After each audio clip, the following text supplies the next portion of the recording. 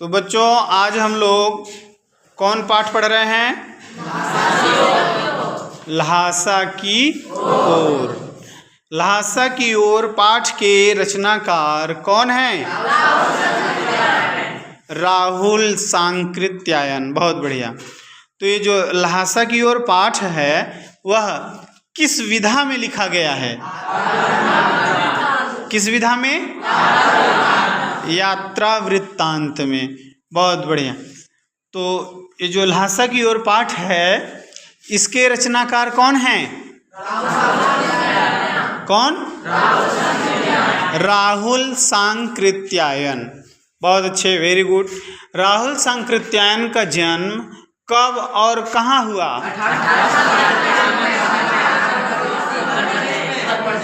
चलिए एक लोग कोई उठ के बताइए, राहुल सांकृत्यायन का जन्म कब और कहाँ हुआ था? 1893, 15 गांव, आजमगढ़ जिला, उत्तर प्रदेश। ठीक, वेरी गुड, बहुत बढ़िया, बैठ जाइए। राहुल सांकृत्यायन का जन्म 1893 ईस्वी, 15 गांव, आजमगढ़ जिला, उत्तर प्रदेश में हुआ था। ये जो 15 गांव है यह इनका ननिहाल था, नाना का घर था। तो राहुल सांकृत्यायन का जो पैतृक गांव था, उनके पिताजी का जो गांव था उसका क्या नाम था? कनैला। राहुल सांकृत्यायन का मूल नाम क्या था? केदार पांडे। राहुल सांकृत्यायन की शिक्षा जिससे पूछेंगे वो बताएंगे, ठीक। राहुल सांकृत्यायन की शिक्षा कहाँ कहाँ हुई है? बोलिए, राहुल सांकृत्यायन की शिक्षा कहाँ कहाँ हुई? काशी, आगरा, लाहौर में। लाहौर में, ठीक है, बहुत अच्छे। राहुल सांकृत्यायन को महापंडित क्यों कहा जाता है? बता सकते हैं आप? राहुल सांकृत्यायन को महापंडित क्यों कहा जाता है? अनेक भाषाओं के ज्ञाता होने के कारण राहुल सांकृत्यायन को महापंडित कहा जाता है। अच्छा, अब अनेक भाषाओं के ज्ञाता थे तो उन अनेक भाषाओं में किन किन भाषाओं की जानकारी इनको थी? चलिए, जिसे कहेंगे वो बताएंगे। चलिए पंकज, आप बताइए, राहुल सांकृत्यायन को किस किस भाषा की जानकारी थी? किस भाषा के ज्ञाता थे? पाली, प्राकृत, पाली, प्राकृत, अपभ्रंश और हाँ, जापानी और रूसी। ठीक, बहुत बढ़िया, बैठिए। चलिए आप बताइए, राहुल सांकृत्यायन किस किस भाषा के बारे में विस्तृत ज्ञान रखते थे? बताइए।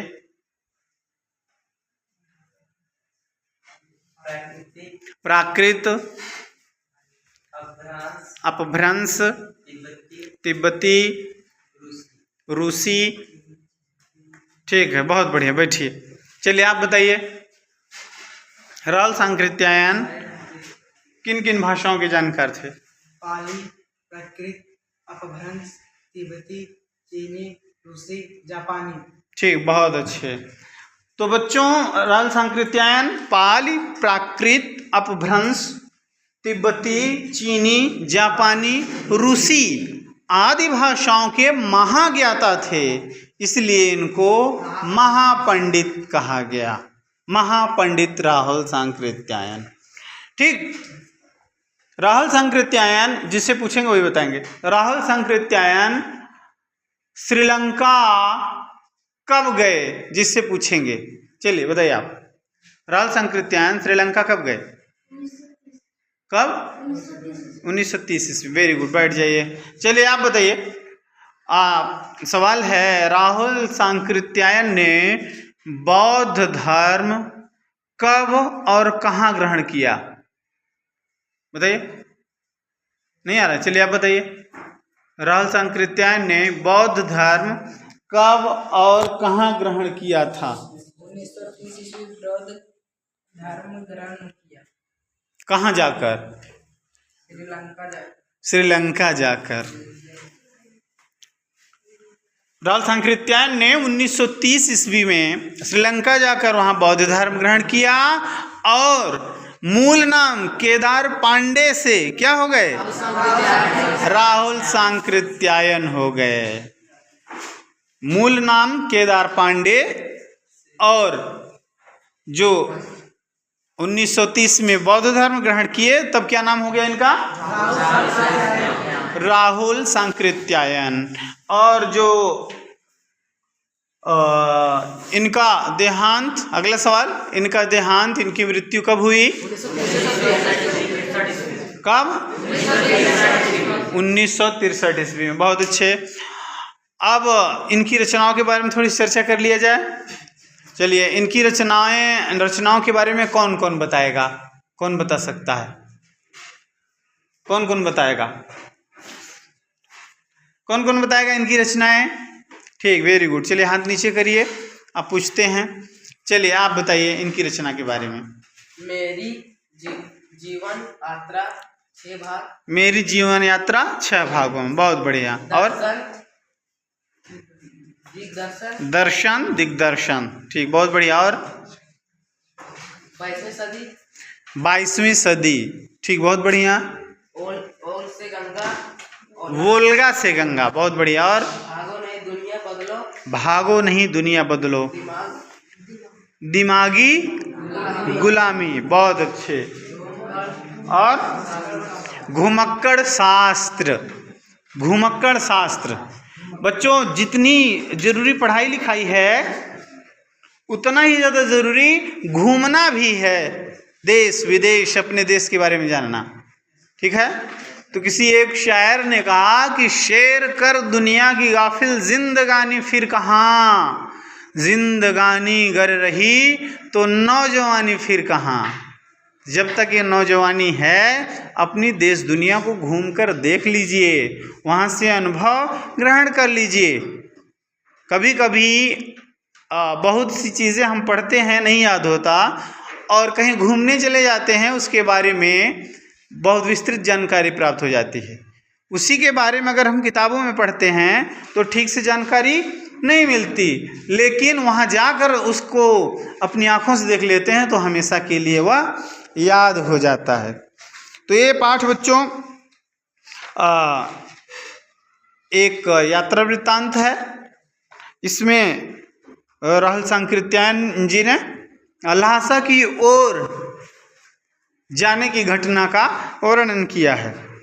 ये जो यात्रा वृत्तांत है ये राहुल सांकृत्यायन का स्थान यात्रा वृत्तांत के क्षेत्र में सबसे ऊपर है, सबसे ऊंचा है, अन्यतम है। यात्रा वृत्तांत में जितना अच्छा कार्य, जितना अच्छा लेखन राहुल सांकृत्यायन ने किया उतना अच्छा कार्य शायद और कोई रचनाकार नहीं कर पाए।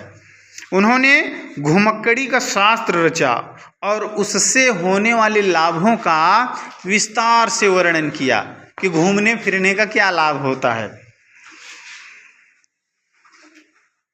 और उन्होंने एक बात क्या बताई बहुत महत्वपूर्ण, कि मंजिल के स्थान पर यात्रा को ही घुमक्कड़ का उद्देश्य उन्होंने बताया है।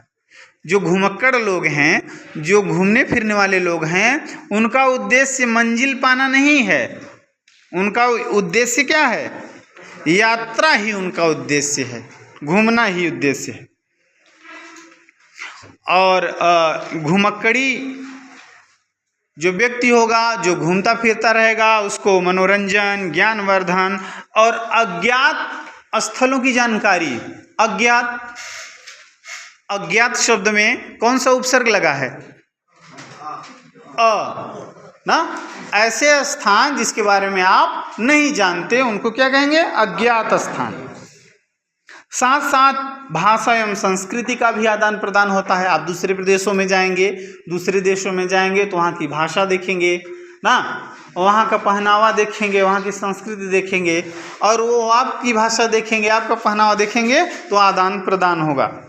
राहुल जी ने विभिन्न स्थानों के भौगोलिक वर्णन के अतिरिक्त वहाँ के जनजीवन का भी बच्चों सुंदर वर्णन किया है।